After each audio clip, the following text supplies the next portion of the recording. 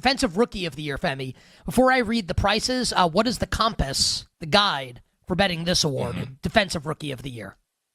Yeah, it's a highly rated prospects who will get to play early and often. And what I mean by highly rated, we're talking first-round picks.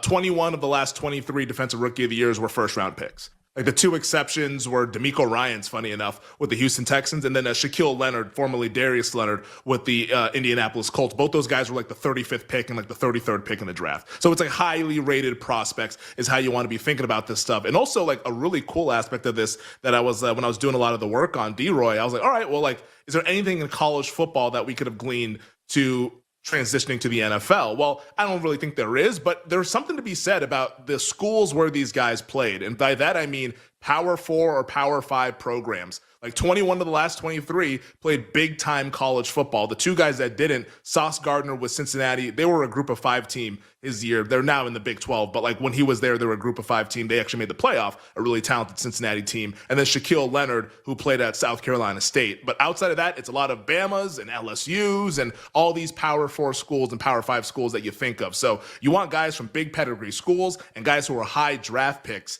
and guys who are going to get out there and play early. Like this time last year, we were living in a world where Vikings edge rusher Dallas Turner was the favorite.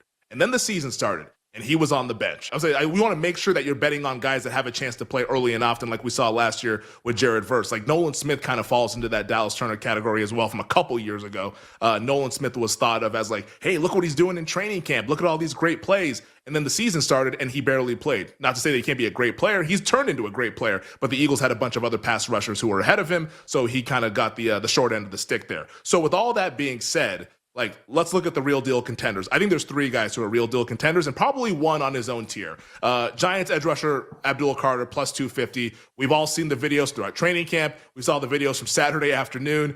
He's an ass kicker. Like that dude's going to be really good, man. And I don't want to bet against him. He's plus 250 right now. I think that's right.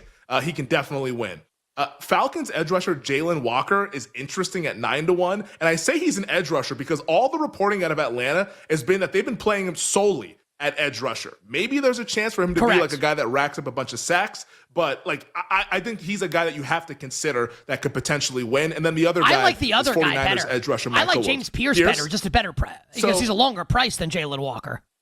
So Pierce I have in the fun long shots range at 18-1, which for D-Roy, 18-1 is a long shot, given like the pedigree on the guys who win this award.